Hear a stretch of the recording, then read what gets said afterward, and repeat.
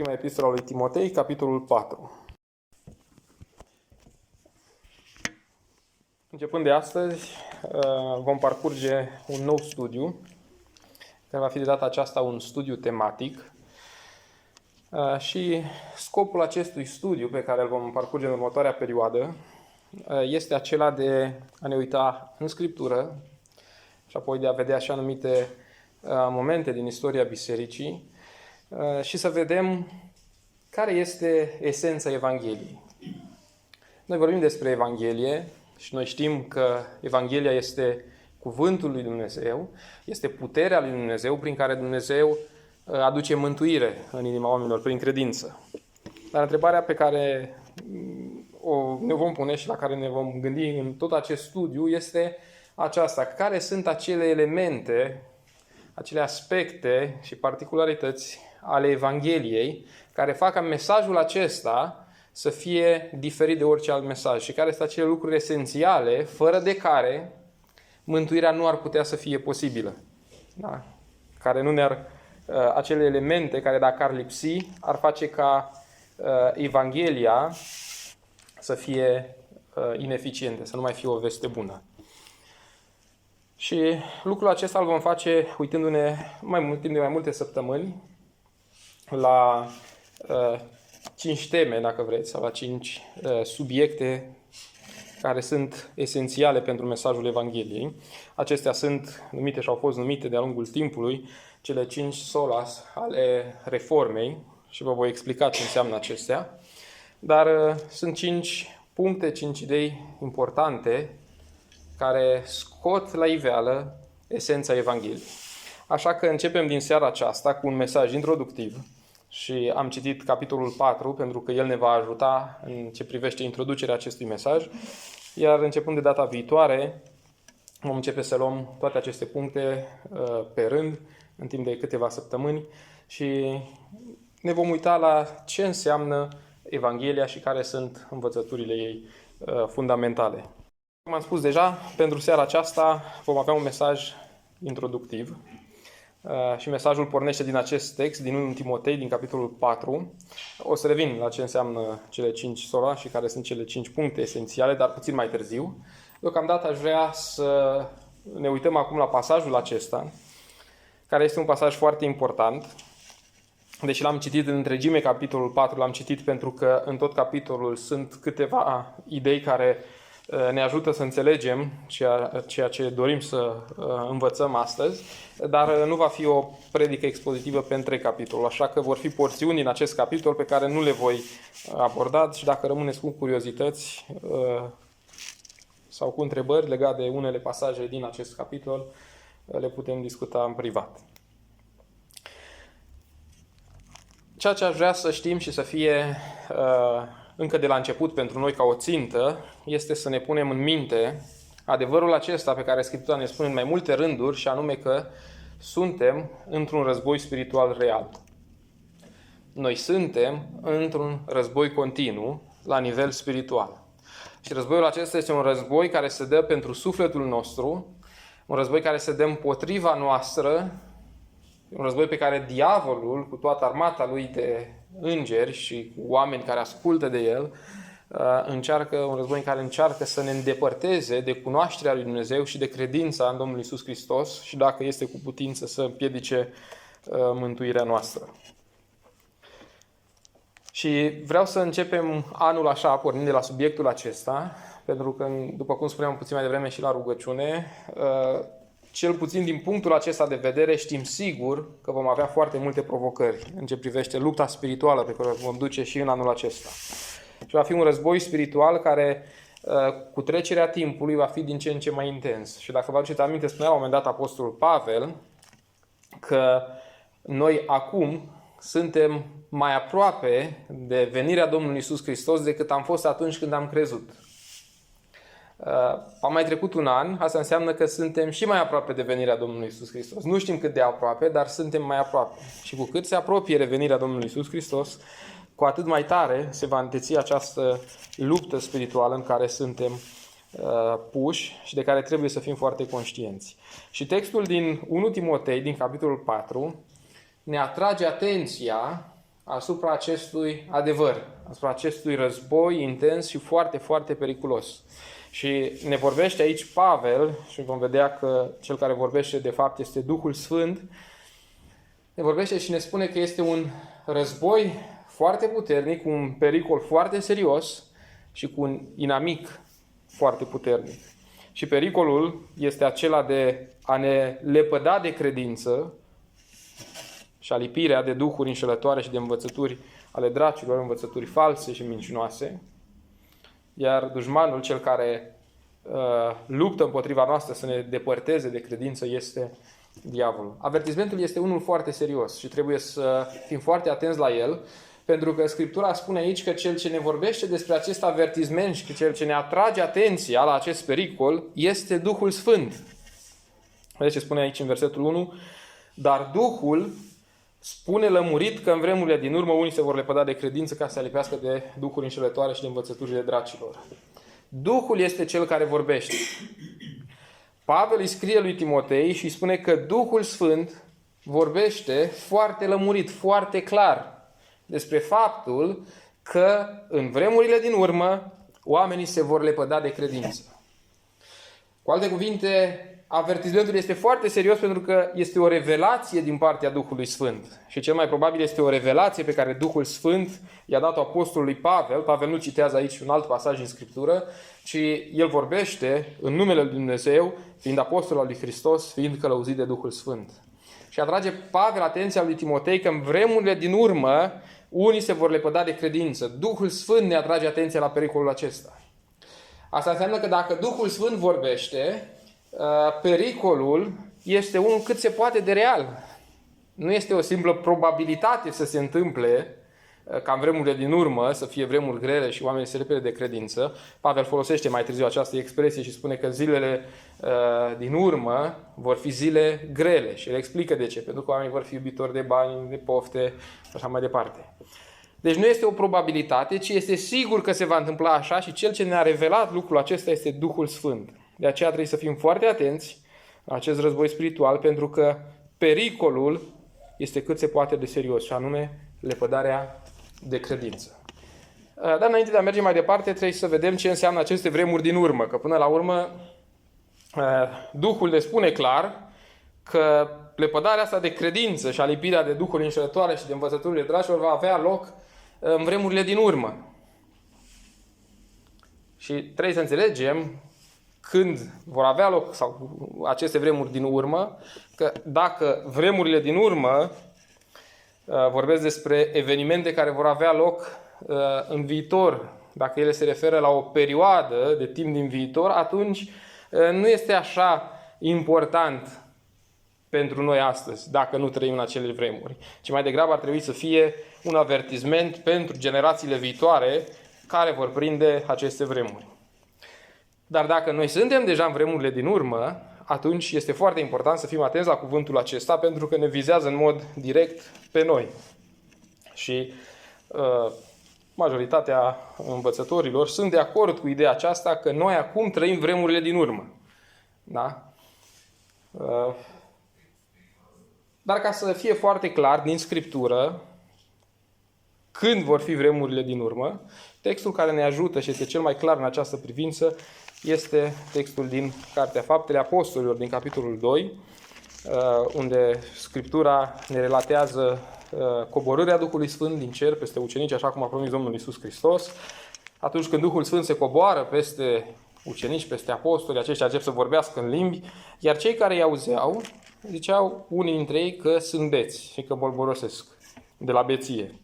Și Petru se ridică și spune, nu, oamenii aceștia nu sunt beți, ci s-a împlinit o profeție, da? Profeția pe care o face Ioel și spune așa, în zilele de pe urmă, zice Dumnezeu, voi turna din Duhul meu peste orice făptură. Și apoi continuă profeția. Ce este important de aici este că Petru spune aici că momentul cinzecimii, ziua aceea, momentul acela când Duhul Sfânt s-a coborât, are loc în zilele din urmă. Sau dacă vreți, coborârea Duhului Sfânt a fost începutul vremurilor din urmă. Deci vremurile din urmă nu sunt o perioadă de timp care urmează în viitor, ci vremurile din urmă au început de la coborârea Duhului Sfânt. Cu alte cuvinte, când Apostolul Pavel vorbește despre vremurile din urmă, el vorbește despre vremuri pe care le trăia el și Timotei. De aceea, deși spune aici, dacă în vremurile din urmă unii se vor lepăda de credință, avem un viitor, nu este o profeție despre ce urmează să se întâmple, ci este o profeție pe care o face Duhul Sfânt și explică ce se întâmpla încă din vremea lui Pavel.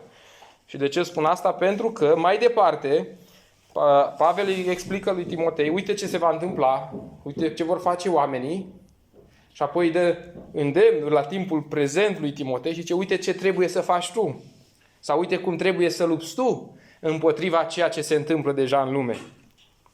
Dacă vremurile din urmă ar fi avut loc undeva în viitor, atunci n-ar fi fost foarte potrivite îndemnurile la timpul prezent date lui Timotei și n-ar fi trebuit să fie asta o prioritate pentru Timotei să se pregătească și să lupte împotriva lor.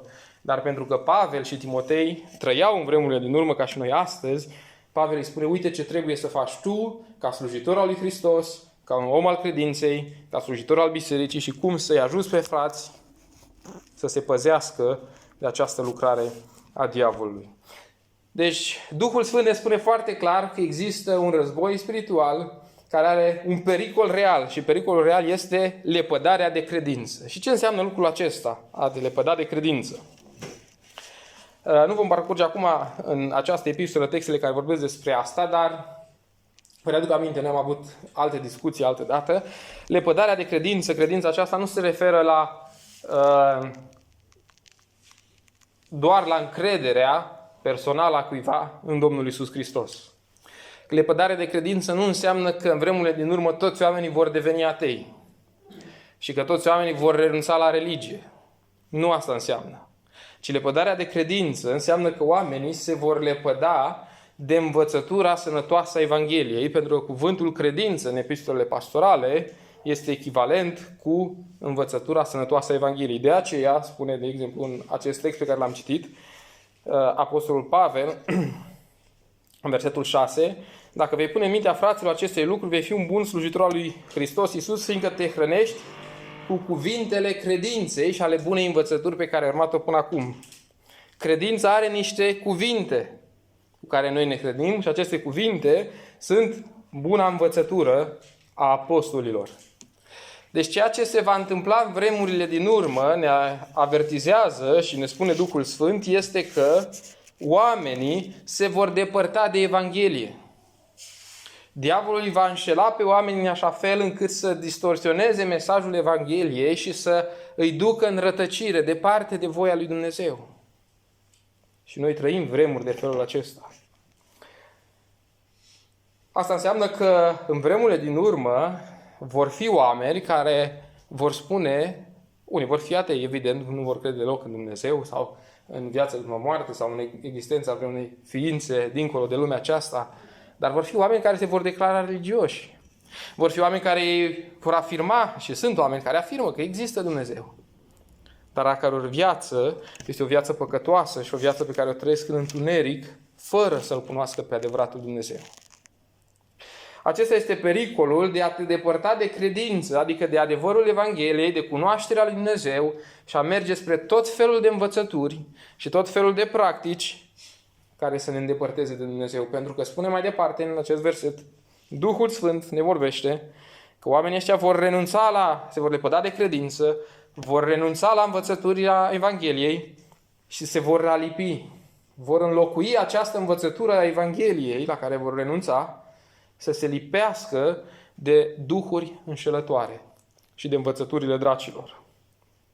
De învățături ale dracilor, în spatele acestor învățături, sunt demoni, sunt duhuri înșelătoare. Și se alipesc de aceste învățături false, fiind înșelați de aceste duhuri care cu asta se ocupă, să înșele pe oameni și să-i amăgească. De asta este foarte important ca noi să fim foarte atenți la ce este Evanghelia, ca să putem discerne între Evanghelia lui Hristos, între adevărul lui Dumnezeu și învățăturile înșelătoare ale dracilor care ne duc departe de Dumnezeu. Și mai departe spune aici Apostolul Pavel că ei vor fi abătuți de fățărnicia unor oameni care vorbesc minciuni, însemnați cu firul roșu în însuși cugetul lor. Întrebarea este, cum înșală duhurile pe oameni, duhurile astea înșelătoare, și cum învață demonii pe oameni învățături false și mincinoase. Și n-aș vrea să credeți sau să rămâneți cu impresia că aici Pavel vorbește despre acei oameni care sunt demonizați sau care practică tot felul de ritualuri satanice sau care se numesc sataniști. Sunt incluși și aceștia, dar nu despre aceștia vorbește, ci Apostolul Pavel vorbește despre acei oameni fățarnici care vorbesc minciuni și sunt însemnați cu fierul roșu în însuși cugetul lor. Cu alte cuvinte, diavolul îi duce pe oameni în rătăcire folosind alți oameni.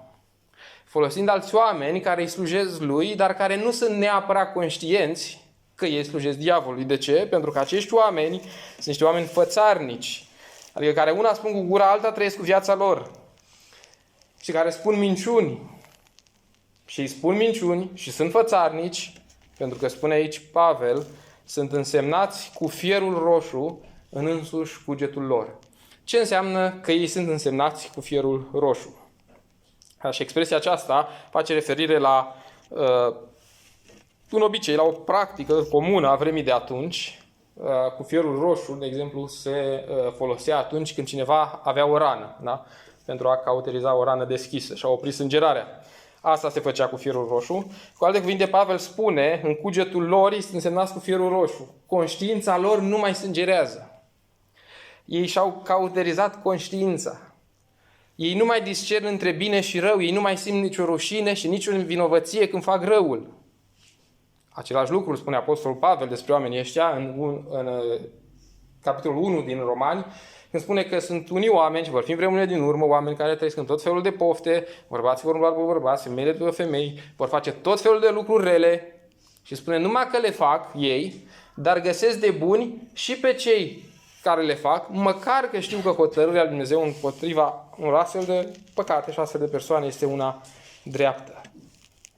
Deci sunt oameni care nu mai au conștiință. Sunt oameni care nu mai au nicio busolă morală și sunt oameni care trăiesc în fel și fel de păcate și vorbesc minciuni și sunt fățarnici.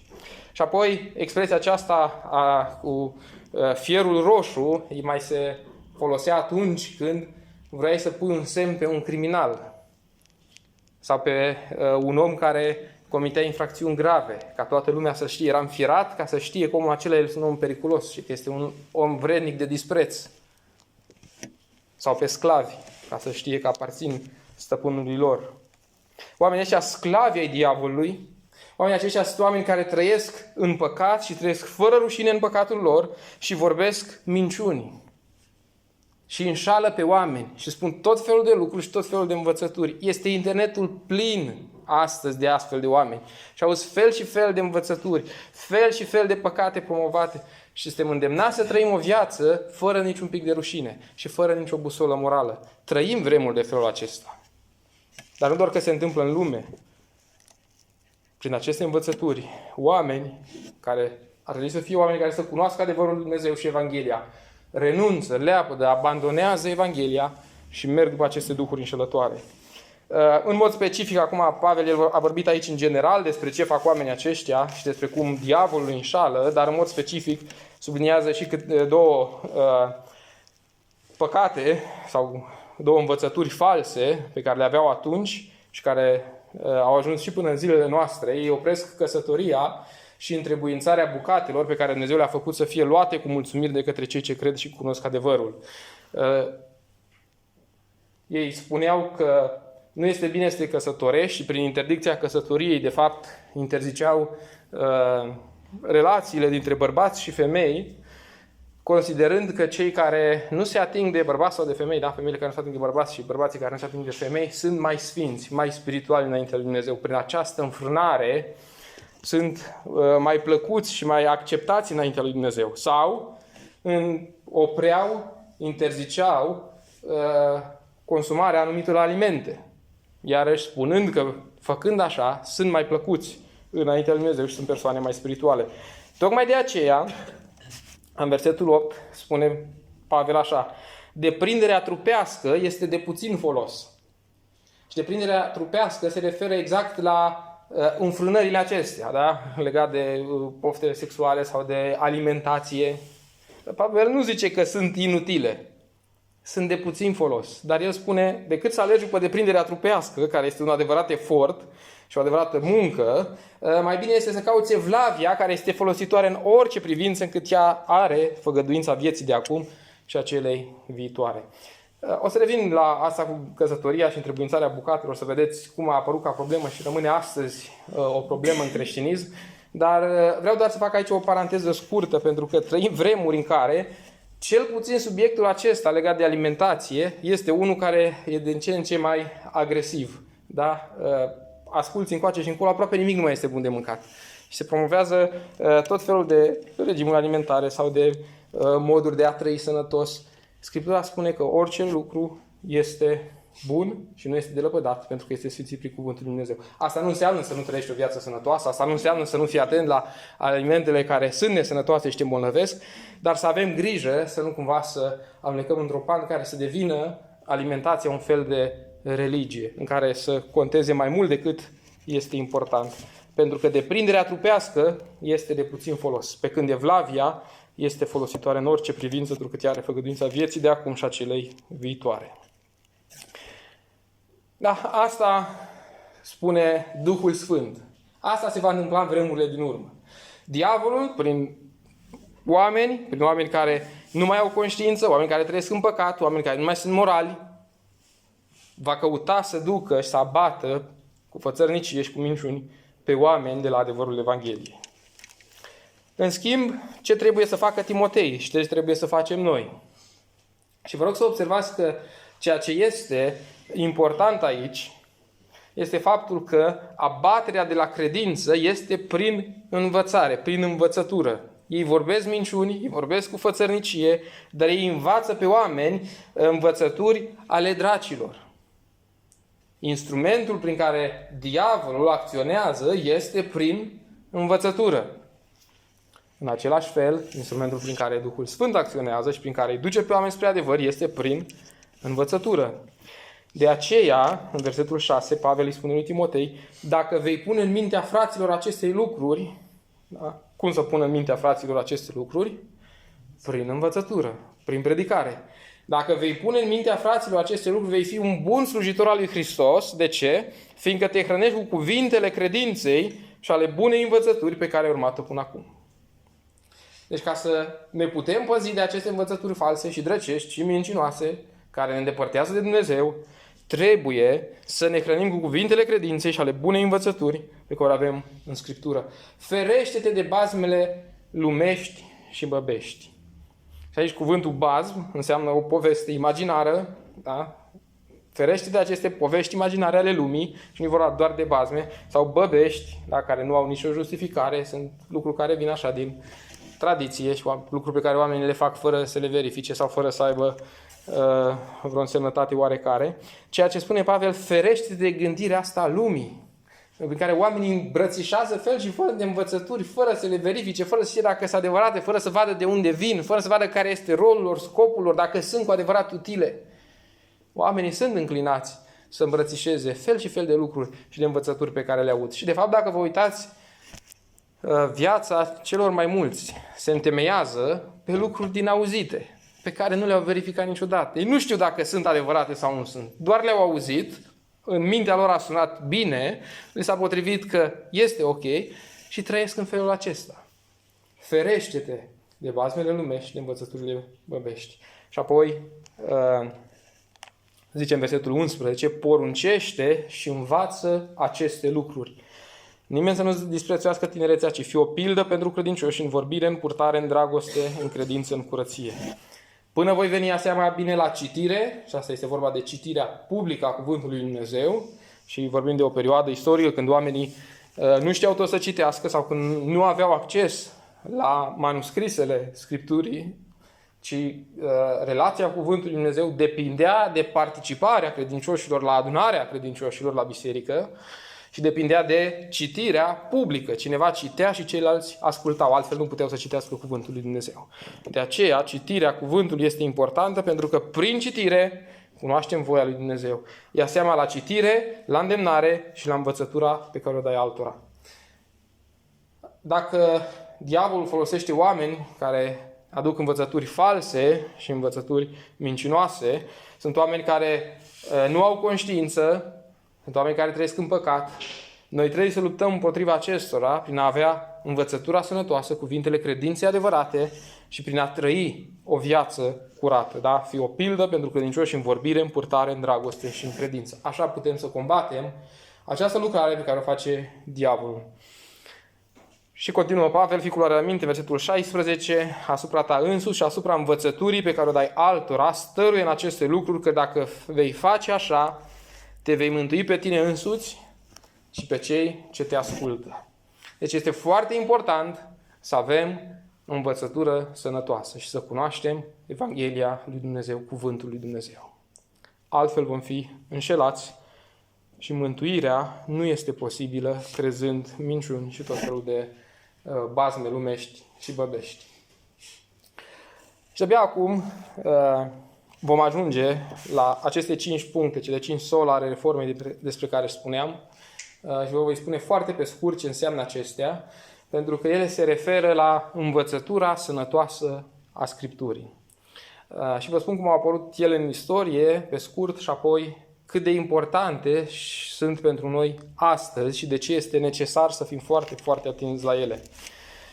Istoria începe în Germania, în anul 517, cu Martin Luther, cu un preot și călugăr catolic, călugăr augustinian, un om care își dorea să-L caute pe Dumnezeu și care era apăsat de povara păcatelor lui. Și călugărul acesta își dorea să fie eliberat de vinovăție și să capete iertarea lui Dumnezeu. Și atât de obsedat era de ideea aceasta, încât toată ziua o petrecea rugându-se, citind din cuvântul lui Dumnezeu și făcând toate canoanele pe care starea slujire de dea. Și se ducea zilnic și de câteva ori pe zi să se spovedească la stare și să-i spună toate gândurile pe care le avea, toate trăirile pe care le avea și depunea eforturi foarte, foarte mari zilnic ca să capete iertarea lui Dumnezeu și să simtă pace și eliberarea conștiinței. Doar că făcând acest efort în fiecare zi, nu simțea nicio ușurare și nicio eliberare. Până acolo că ajunge la disperare omul acesta ca să-și mântuiască sufletul înainte de Dumnezeu. Dar Duhul lui Dumnezeu a lucrat pentru că citind Scriptura în mod obsesiv ca să vadă ce trebuie să facă și cum trebuie să fie pe plac lui Dumnezeu, ca Dumnezeu să-i dea pace în inimă, ajunge în Cartea Psalmilor și apoi ajunge în Epistola către Romani, unde citește că Dumnezeu dă o neprihănire care se capătă prin credință și duce la credință.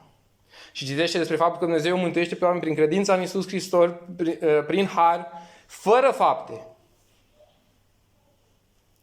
Și primește această revelație prin care sufletul este eliberat și gustă din iertarea lui Dumnezeu și înțelege că mântuirea sufletului lui nu depinde de efortul pe care îl depune să fie pe placul lui Dumnezeu și nu depinde de toată munca lui obositoare de a face voia lui Dumnezeu, ci depinde de harul lui Dumnezeu, de ispășirea pe care a făcut-o Iisus Hristos, de moartea lui ispășitoare prin care a iertat păcatele și că El poate primi eliberarea conștiinței lui și iertarea păcatelor doar prin credința în Domnul Iisus Hristos.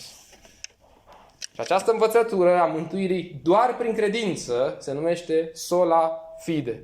Numai credință sau doar prin credință. Și apoi citește mai departe Luther și vede că lucrarea de mântuire este în totalitate harul lui Dumnezeu. Este darul pe care Dumnezeu îl oferă prin credință celor ce se apropie de Domnul Iisus Hristos. Și înțelege că nu este nevoie de efortul lui ca să câștige bunăvoința lui Dumnezeu, ci Dumnezeu ne oferă bunăvoința și iertarea lui în dar, prin harul care este în Domnul Iisus Hristos. Și ajunge la această înțelegere că mântuirea este numai prin har, de unde avem sola gratia, numai harul.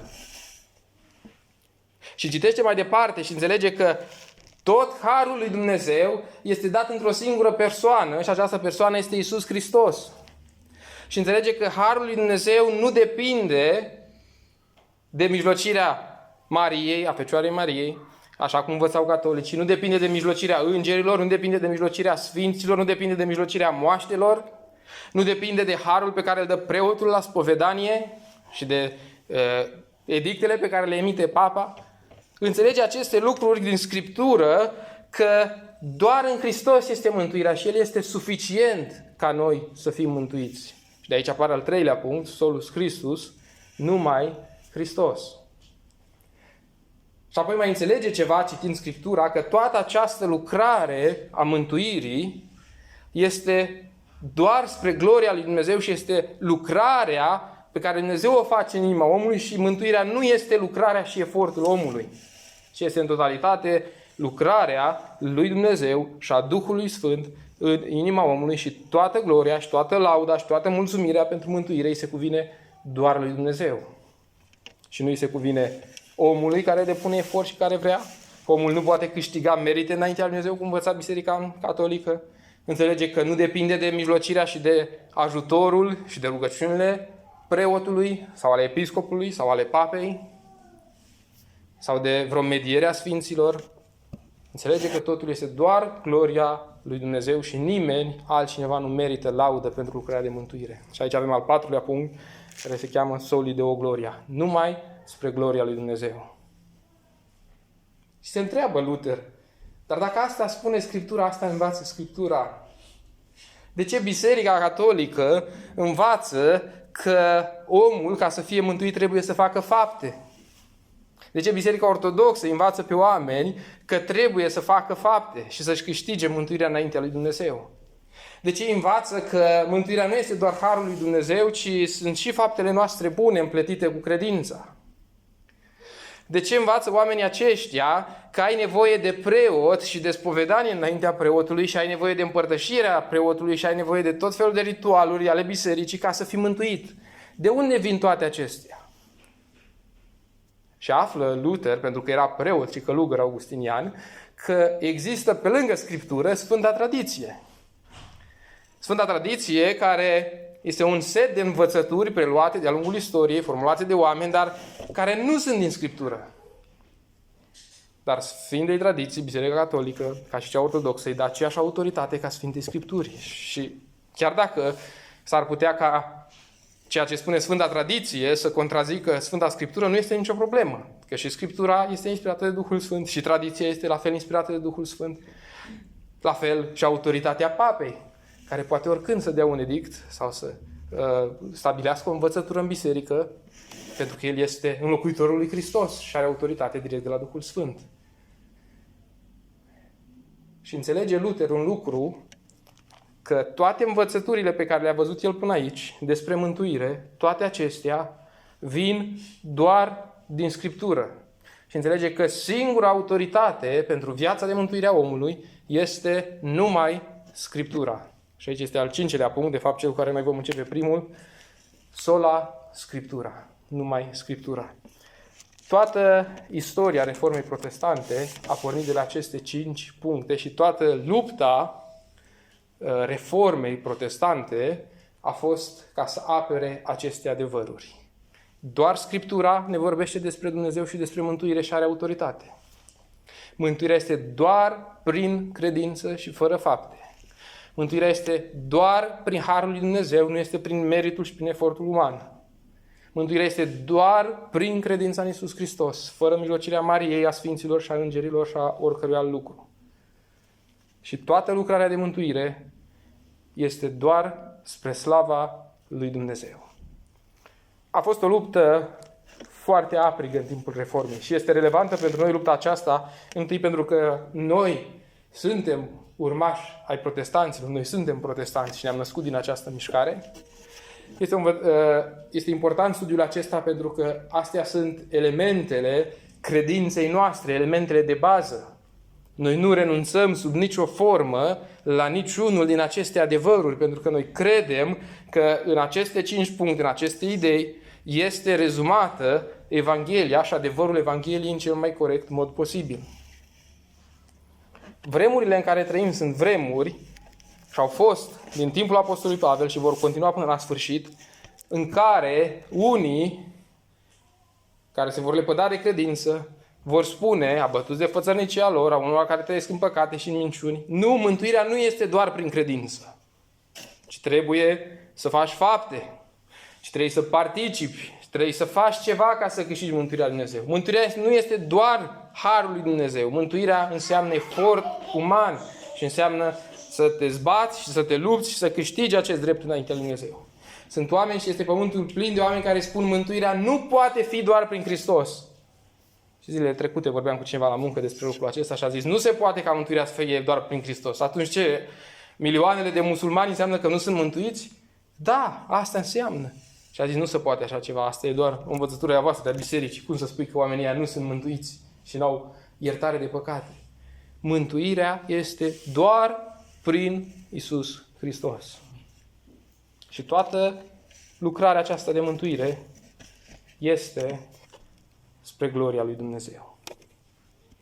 Așa puțini oameni mai cred lucrul acesta și o să vedem cât de important este adevărul acesta, pentru că dacă lucrarea de mântuire este doar spre gloria lui Dumnezeu și este doar lucrarea lui Dumnezeu, asta va trebui să schimbe perspectiva noastră asupra vieții și felul în care înțelegem noi ce trebuie, cum trebuie să trăim spre slava lui Dumnezeu. Deci despre aceste lucruri vom vorbi în săptămânile care urmează. Și avem nevoie să ne fundamentăm în aceste adevăruri esențiale ale Scripturii. Uneori vor părea greu de acceptat unele dintre ele. Și o să vedeți când o să vorbim, de exemplu, despre Sfânta Scriptură, ce înseamnă doar Scriptura. Și să vedeți că oamenii nu mai cred lucrul acesta, că doar Scriptura este singura autoritate. Și oamenii deja încep să creadă că putem apela la tot felul de alte surse de autoritate pentru viața noastră, de credință, de închinare, pentru conducerea, organizarea bisericii și așa mai departe.